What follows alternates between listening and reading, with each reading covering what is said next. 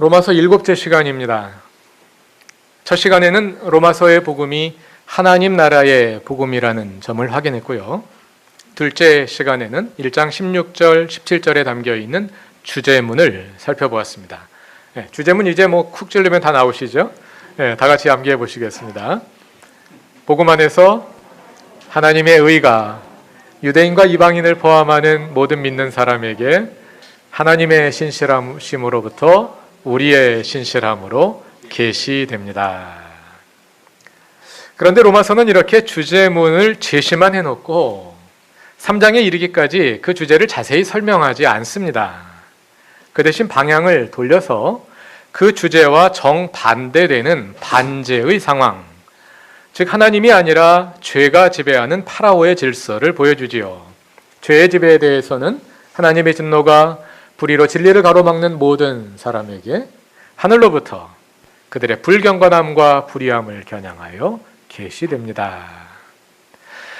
로마서는 이렇게 주제와 정반대되는 상황을 서술하는데 많은 지면을 허락하고 나서 오늘의 본문인 3장 21절에 이르러서야 비로소 다시 본래의 주제로 돌아가서 하나님의 의가 어떻게 계시되는지를 상세히 보여주기 시작합니다. 이렇게 로마서를 함께 읽으면서 우리가 반드시 염두에 두어야 할 것 한 가지는 로마서의 모든 논의가 하나님과 그 백성의 언약이라는 틀에서 전개된다는 것입니다. 언약의 기본 개념은 의로움과 신실함입니다. 먼저 의롭다는 말은 원만한 언약 관계가 이루어져 있다는 뜻입니다. 하나님이 우리의 주님이 되시고 우리는 그분의 백성이 되어 있는 상태, 다시 말해서 하나님의 주 되심이 이루어진 상태, 그것이 의로움입니다. 그리고 의롭게 되었다는 말은 하나님과의 그 관계가 회복되었다는 뜻입니다. 이것은 우리가 전통적으로 그동안 의롭다는 말에 담아 이해했던 그 의미와는 상당히 다릅니다. 그래서 사실은 성경을 읽을 때 거기에서 많은 혼란이 일어나는데요. 전통적으로 의롭다는 말은 성품을 가리키는 단어였습니다.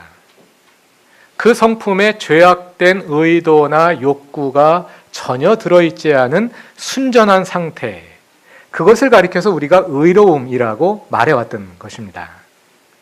그러나 그것은 구약 성경이 말하는 의로움은 아닙니다. 성경을 보면 구약뿐만 아니라 신구약 성경이 마찬가지입니다. 성경을 보면 의로운 존재로 불리는 사람들이 여럿 나옵니다. 예를 들어서 창세기 6장 9절을 보면 노아는 당대에 의롭고 흠이 없는 사람이다, 이렇게 나오고요. 욥기 1장 1절을 보면 욥도 흠이 없는 사람이었습니다. 마태복음 1장 19절을 보면 신약 성경에도 나옵니다. 마리아의 남편 요셉도 의로운 사람이라고 합니다. 또 빌립보서 3장 6절을 보면 바울이 스스로 말하기를 나는 율법의 의로는 흠잡힐 데가 없는 사람이라고 말합니다.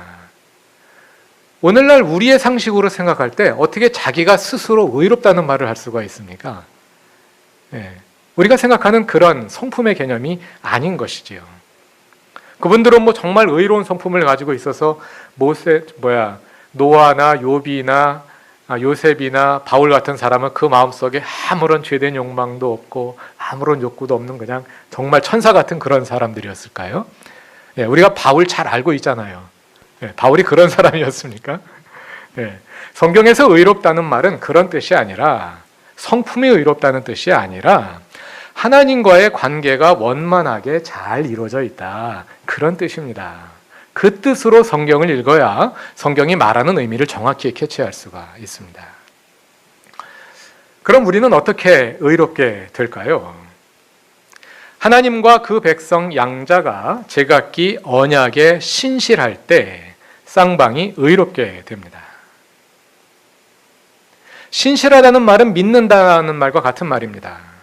우리가 하나님을 믿는다, 예수님을 믿는다는 것은 하나님께 신실하다, 예수께 신실하다, 그런 뜻입니다. 이렇게 보면 우리가 암기하고 있는 로마서의 주제문은 언약의 개념들로 가득 차 있음을 알 수 있습니다.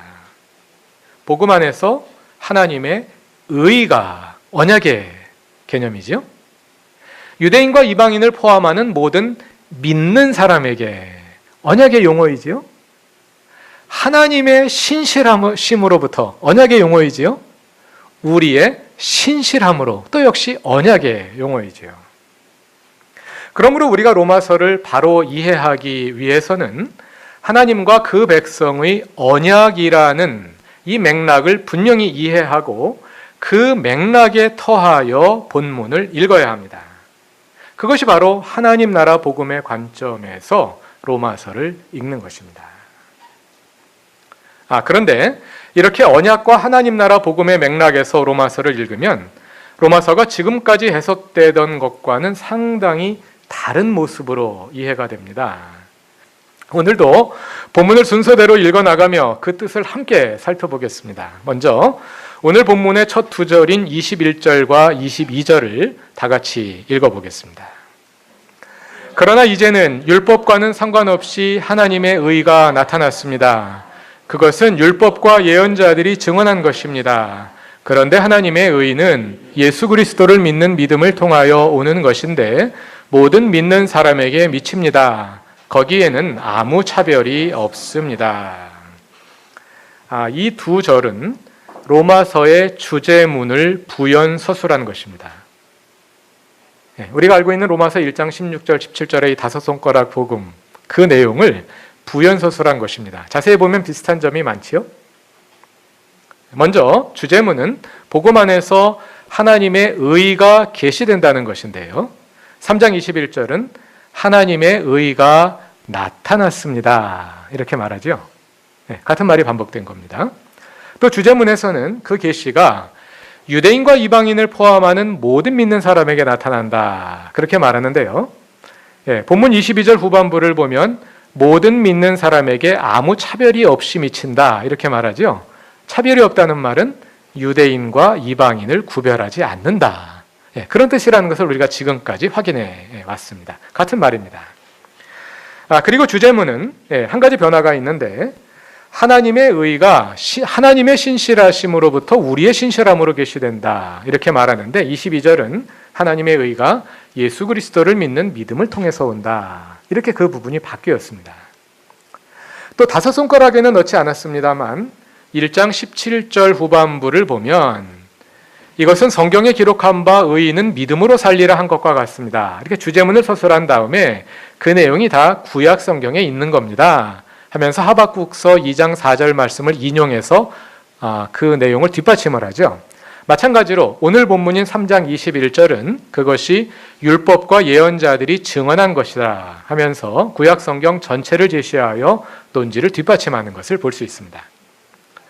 이렇게 오늘의 본문은 로마서의 주제문을 반복합니다.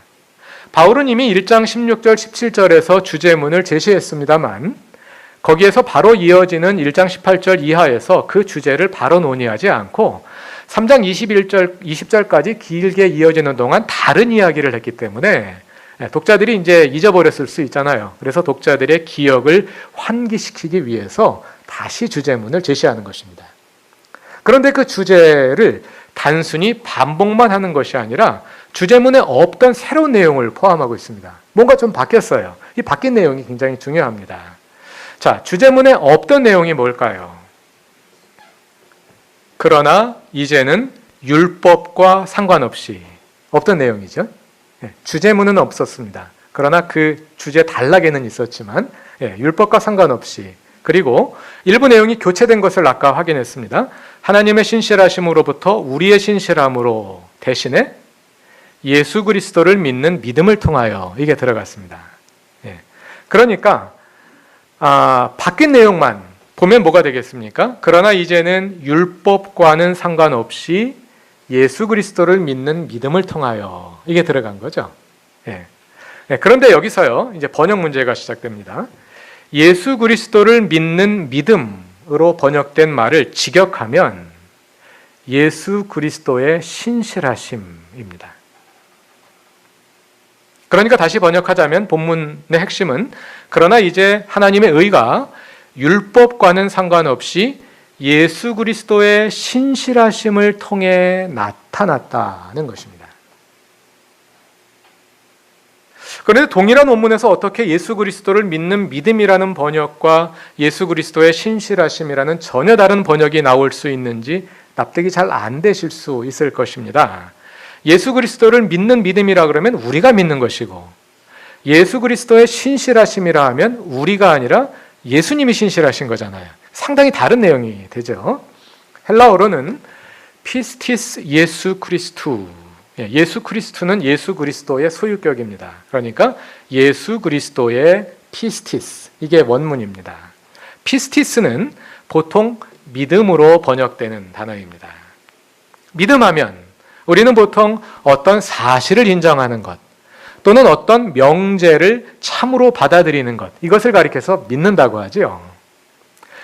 그 의미로 전통적으로는 읽은 거예요. 그래서 예수 그리스도의 피스티스, 예수 그리스도의 믿음 하니까 그건 예수 그리스도를 믿는 믿음이라는 뜻이구나, 이렇게 이해한 것입니다. 그러나 지금까지 우리가 함께 확인해 온 것처럼 바울은 로마서에서 구약 성경, 특히 하나님과 그 백성의 언약이라는 배경에서 모든 논의를 전개합니다. 피스티스라는 말은 언약의 핵심 개념입니다. 이 피스티스, 믿음이라는 말의 의미를 구약 성경에서 찾아야 바울 서신을 바로 이해할 수 있는데요. 히브리어에서 믿음을 가리키는 말이 뭐죠? 우리 엄정숙 집사님이 맞추셨습니다. 그루터기 교회 10년 다니면 수준이 이 정도 됩니다. 에무나. 요즘 수요 성경 공부에서 히브리어의 주요 단어들의 의미를 공부하고 있습니다. 관심 있는 교우들의 많은 참여를 바랍니다. 여러분도 다 이렇게 될 수 있습니다. 구약 성경에서 믿음을 가리키는 말은 에무나 또는 에메트인데요. 그것이 바로 언약의 핵심 개념인 신실함을 가리키는 단어입니다. 신약 성경의 피스티스라는 단어는 그 에무나, 에메트를 번역한 단어입니다. 예수 그리스도의 피스티스, 예수 그리스도의 에무나, 예수 그리스도의 신실하심, 이런 뜻입니다. 본문 로마서 3장 21절은 말합니다. 그러나 이제 율법과는 상관없이 예수 그리스도의 신실하심을 통하여 하나님의 의가 나타났다고 말이죠. 그 전까지 하나님의 의는 율법을 통해 나타났습니다. 하나님께서 이스라엘을 당신의 백성으로 선택하시고 언약을 맺으셔서 그 언약의 표지로 율법을 주셨습니다. 그래서 율법은 하나님의 특별한 선택, 즉 하나님의 신실하심을 보여주는 표지였으며 동시에 이스라엘이 그 언약의 신실함을 표현하는 수단이기도 했습니다. 이런 양면을 율법이 가지고 있습니다. 그러나 이스라엘은 그 언약에 신실하지 못했습니다. 그들은 율법이 하나님의 신실하심의 표현이라는 그 사실에만 매달려서 율법을 주신 하나님이 신실하시니 우리를 구원해 주실 것이다, 이렇게 믿은 것이지요.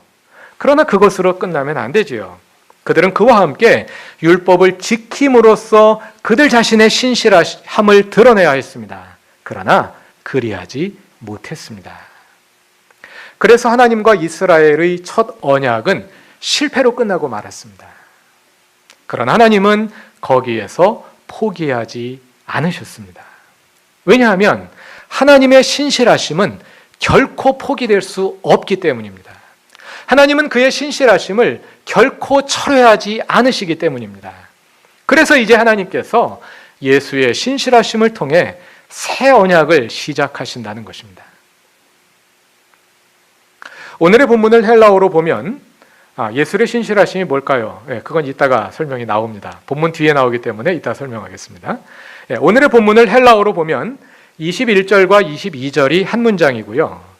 23절부터 26절까지, 좀 더 정확히 말하자면 22절 끝에 나오는 거기에는 아무 차별이 없습니다 부터 26절까지가 한 문장입니다. 그 가운데 지금까지 설명한 21절, 22절이 주제를 담고 있는 핵심 문장이라 할 수 있고요. 둘째 문장, 23절부터 26절까지는 첫째 문장을 상세히 풀어 설명해 주는 또 하나의 문장이라고 할 수 있습니다. 먼저 23절은 왜 하나님의 의가 계시되지 않으면 안 되었는지 그 이유를 보여줍니다.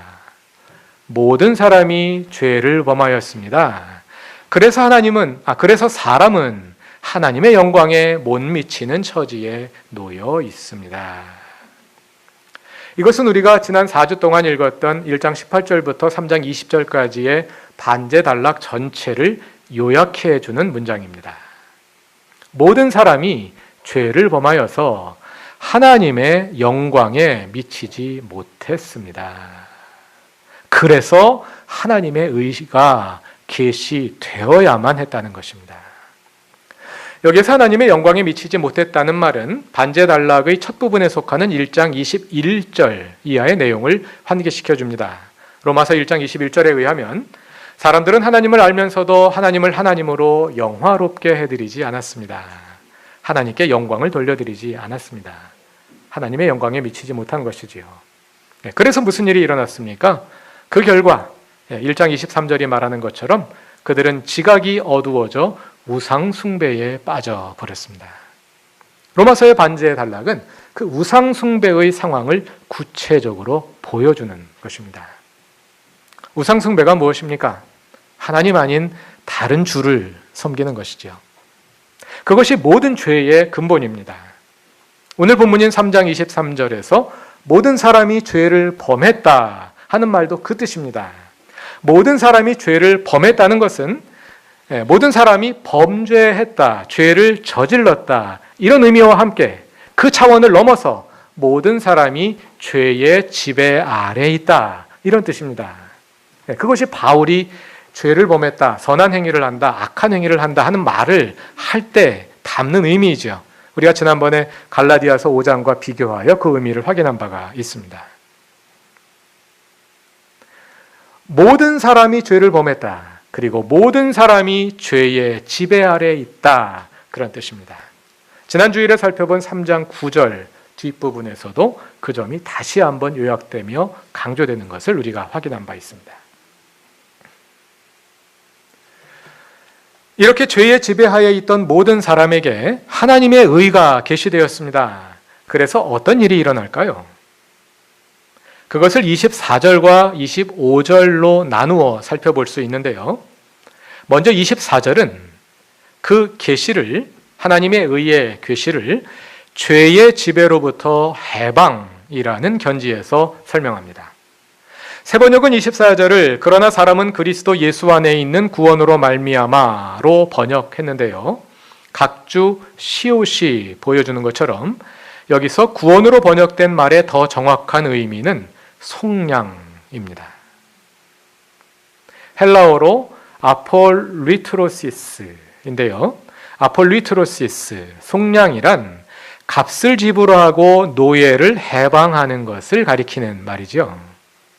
하나님께서 우리를 죄의 지배로부터 해방하셨다 하는 뜻입니다. 그래서 24절을 원문에 가깝게 다시 옮겨보면 다음과 같습니다. 그러나 모든 사람은 그리스도 예수 안에 있는 속량을 통하여 값없이 하나님의 은혜로 의롭게 됩니다. 여기서 자주 오해되는 것이 하나님의 은혜로 값없이 의롭게 되었다는 말입니다. 전통적으로 많은 사람들은 이 어구를 우리의 구원과 행위가 아무 관계가 없다는 뜻으로 이해해 왔습니다. 그것은 반만 맞는 말입니다. 하나님의 은혜로 값없이 의롭게 되었다는 말은 우리가 의롭게 되는데 우리 스스로 기여한 바가 전혀 없다는 뜻입니다. 우리가 죄의 지배로부터 해방되는데 우리가 기여한 바가 전혀 없습니다. 값없이 오직 하나님의 은혜로 하나님과의 관계가 회복된 것입니다. 그러나 이 말은 우리가 이미 의롭게 되었으므로 앞으로 우리가 어떻게 살든 그 의로움이 보장된다거나 우리가 행위와 관계없이 구원받게 된다 이런 뜻은 아닙니다. 이제 시작일 뿐입니다. 그리고 하나님의 신실하심은 우리의 신실함의 응답을 요구하시는 것입니다. 이처럼 24절이 우리의 의롭게 됨을 죄로부터의 해방이라는 견지에서 설명한다면, 이어지는 25절은 우리의 의롭게 됨을 속죄, 그리고 하나님과의 관계 회복이라는 견지에서 설명합니다. 다 같이 25절을 읽어보겠습니다. 하나님께서는 이 예수를 속죄 제물로 내주셨습니다. 그것은 그의 피를 믿을 때에 유효합니다. 하나님께서 이렇게 하신 것은 사람들이 이제까지 지은 죄를 너그럽게 보아주심으로써 자기의 의의를 나타내시려는 것이었습니다. 여기에서 속죄 제물로 번역된 단어가 힐라스테리온인데요. 70인역 구약 성경에서 힐라스테리온은 언약궤의 덮개를 가리키는 말입니다. 언약궤의 덮개. 다 같이 출애굽기 25장을 찾아봅시다.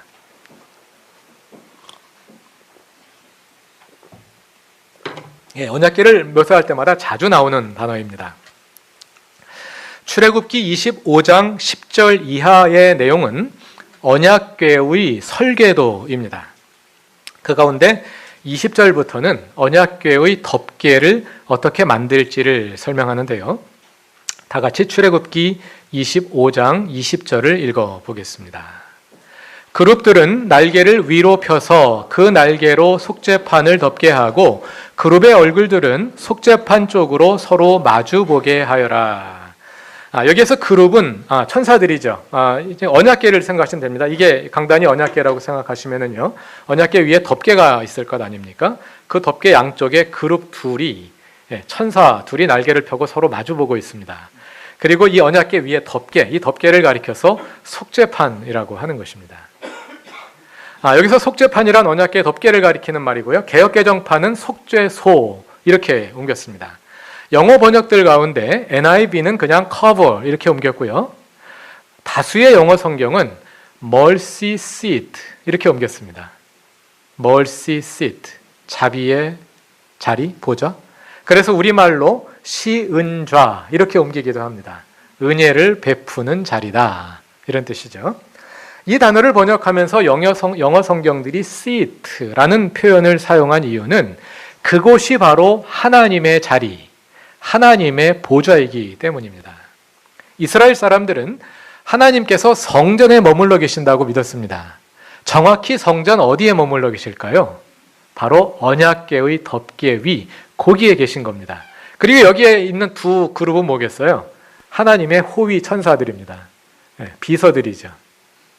그 모양입니다. 거기가 바로 하나님께서 계시면서 그의 백성들을 만나시고 또 그 백성의 죄를 용서하시는 것입니다. 속죄하시는 자리입니다. 그래서 속죄소라고 부르는 겁니다.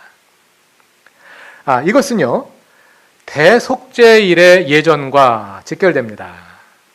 언약궤는 성전의 지성소 안에 들어있습니다. 여러분, 성전은 성소가 있고 지성소가 있고요. 성소와 지성소 사이에는 휘장이 쳐져 있어서 지성소에는 아무도 들어갈 수 없다는 것 아시죠? 사람이 들어갈 수 없습니다. 지성소에는 오직 1년에 단 한 번 대제사장이 들어가는데요. 언제 들어가느냐 하면 대속죄일에 들어갑니다. 레위기 16장을 보면 이 대속죄일에 대제사장이 무슨 일을 하는지를 서술하는데요.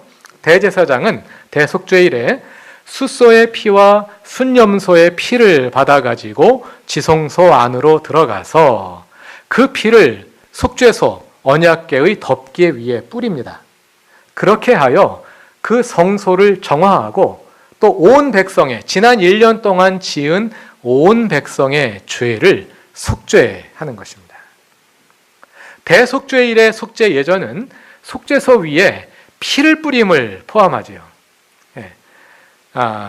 이게 이제 예수님 사건을 이렇게 해석하는 것이죠. 세번역 25절을 보면 둘째 문장이 우리 오늘 본문 로마서 3장 25절 세번역을 보면 그것은 그의 피를 믿을 때에 유효합니다. 이렇게 되어 있는데요. 이것은 의역이고요. 직역하면 그의 피 안에 있는 신실함을 통하여 이렇게 되어 있습니다. 그의 피 안에 있는 신실함을 통하여. 하나님께서 예수를 그의 피 안에 있는 신실함을 통하여 속죄소로 우리에게 내어주셨다. 그런 문장입니다. 예수의 신실하심이 그의 피 안에 있다. 무슨 뜻일까요?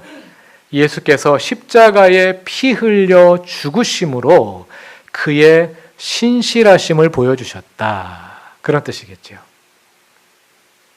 예수의 그 신실하심은 하나님의 신실하심을 대변하는 것이었습니다. 하나님의 신실하심은 그의 백성을 죄악된 상태에 그대로 내버려 두지 않고 그 백성이 계속해서 하나님을 거역하고 언약을 파기하고 딴 길로 갔음에도 불구하고 다시 그 백성들을 찾아오셔서 그 죄를 그냥 눈 감아 주시는 겁니다. 25절 후반부를 보면 하나님께서 사람들이 이제까지 지은 죄를 너그럽게 보아주심으로써 자기의 의, 곧 하나님의 신실하심을 나타내신다. 이렇게 말하지요. 하나님께서 신실하셔서 이 죄가 해결되지 않았는데 그냥 하나님께서 눈 감아 주신다는 것입니다. 근데 눈 감아 주신다는 것이 그냥 눈 감는다고 끝나는 것이 아니라 사실은 그 하나님의 눈 감음에는 그의 아들 예수 그리스도의 십자가의 죽음이 있었던 것이죠. 예수께서 그의 아들의 피 안에 있는 신실함, 그 십자가에 담겨 있는 그 신실함으로 하나님의 신실함을 표현하심으로써 그 백성의 죄를 눈감아 주셨다는 겁니다. 마치 대속죄일의 속죄소에 뿌려지는 피를 통해 지난 한 해 동안 온 백성이 지은 죄가 사해지듯이 십자가에서 흘리신 예수의 피가 속죄소 위에 뿌려져서 우리가 하나님께 지은 모든 죄를 해결하고 우리가 그 속죄소 위에서 다시 하나님과 만나게 했다는 것입니다. 그 결과 26절이 말하는 것처럼 끝까지 신실함을 지키시는 하나님이 의로우실 뿐 아니라 예수의 신실하심으로 말미암은 우리 모두도 의로운 백성으로 회복되는 것이지요. 그것이 예수의 피 안에 담겨 있는 신실함, 예수의 십자가로 표현된 신실함, 그리고 예수의 신실함을 통해 표현된 하나님의 신실하심이었던 것입니다. 이처럼 예수의 신실하심이란 곧 예수의 십자가 죽음을 가리키는 말입니다. 이신칭의 우리가 믿음으로 의롭게 된다. 우리가 신실함으로 의롭게 된다. 예수의 십자가를 통해 의롭게 된다는 것입니다. 예수의 십자가를 통해 하나님과 우리의 관계가 회복된다는 것입니다. 사고의 패러다임이 완전히 바뀌었죠. 많은 혼란이 일어날 수 있습니다. 로마서를 읽으면서 계속 나올 것이기 때문에 우리가 계속해서 고민하면서 함께 차차차차 해결해 가시기를 바랍니다. 이처럼 바울은 예수의 복음 사건들 가운데서도 십자가를 강조합니다. 그러나 첫 시간에 말씀드린 것처럼 이것은 십자가가 바울 복음의 전부임을 말하는 것은 아닙니다. 복음의 풀 스토리는 십자가와 부활, 그리고 승천을 통한 예수의 주 되심이라는 세 가지 요소로 이루어지는데 로마서에서 바울은 그 가운데 십자가를 강조하는 것입니다. 물론 고린도전서 15장과 같은 다른 본문에서는 또 부활을 강조해서 말하기도 하지요. 바울이 로마서에서 왜 십자가를 강조했는지에 대해서는 여러 가지 설명이 가능할 것입니다. 바울이 내가 왜 강조했다 이렇게 말하진 않기 때문에 우리가 짐작해 볼 수밖에 없는데요. 여러 가지 설명이 가능하겠습니다만 제가 짐작하기에는 십자가가 하나님 나라와 파라오의 질서의 대비를, 하나님의 주 되심과 죄의 지배의 대비를 가장 극명하게 보여주는 사건이기 때문에 그래서 십자가를 강조한 것이 아니었을까 생각해 봅니다. 파라오의 질서의 관점으로 보면 십자가는 패배입니다. 패배의 극입니다. 그러나 하나님 나라의 관점으로 보자면 십자가는 그 안에 예수의 부활과 예수의 주 되심을 배태하고 있는 결정적인 승리의 사건입니다. 왜냐하면 예수께서 그 피로 우리의 죄 문제를 해결하셨고 그 십자가에서 우리를 죄로부터 해방하셨기 때문입니다. 십자가에는 우리가 지은 죄를 해결하는 능력이 있습니다. 그리고 십자가에는 우리를 죄의 지배로부터 해방하는 능력이 있습니다. 우리가 이 세상에서 하나님의 자녀로 살아가며 하나님의 주 되심을 이루고자 하지만 파라오의 질서가 지배하는 현실에서 그것은 참으로 어려운 일입니다. 능력이 부족합니다. 그래서 우리는 늘 넘어지고 제대로 시도도 해보지 못한 채 포기하고 좌절하곤 합니다. 파라오의 질서가 지배하는 이 세상에서 하나님의 주 되심을 이루며 살아가는 것이 어떻게 가능할까요? 오직 십자가의 능력으로만 할 수 있습니다. 그리고 오직 십자가의 지혜로만 할 수 있습니다. 그것은 바울이 고린도전서 1장 18절에서 선언한 것과 같습니다. 십자가의 말씀이 멸망할 자들에게는 어리석은 것이지만 구원을 받는 사람인 우리에게는 하나님의 능력입니다. 십자가가 능력입니다. 왜냐하면 십자가가 우리를 부활로 이끌기 때문입니다. 십자가가 지혜입니다. 왜냐하면 십자가는 하나님의 나라를 구성하는 첫걸음이기 때문입니다. 그 능력으로 살아가시는, 그 지혜로 살아가시는 그루터기 교회의 모든 교우들이 되시길 바랍니다. 예수께서 십자가에서 우리를 죄의 지배로부터 해방하심으로 우리의 모든 죄와 약함의 문제를 해결하셨습니다. 다 같이 기도드리겠습니다. 하나님, 주님의 자녀답게 살아가길 원하지만 우리는 연약하여 늘 넘어지고 좌절합니다. 그러나 다시금 일어나 십자가를 바라보며 십자가의 지혜와 십자가의 능력을 갈구합니다. 십자가에서 피 흘려 죽으심으로 우리의 죄의 문제를 해결하신 주님, 십자가의 그 신실함으로 우리를 죄의 지배에서 해방하신 주님, 그 십자가의 능력이 우리에게 있게 하셔서 우리가 그 능력으로 파라오의 질서를 이기게 하소서. 주님께서 죽으심으로 죽음의 권세를 이기신 것처럼 우리도 나 자신을 부인하고 온전히 주님 앞에 내어놓음으로 하나님의 주 되심을 이루며 파라오의 질서를 이기게 하소서. 우리 안에 오셔서 우리의 주님이 되시고 주님께서 친히 이루소서. 예수님의 이름으로 기도드립니다. 아멘.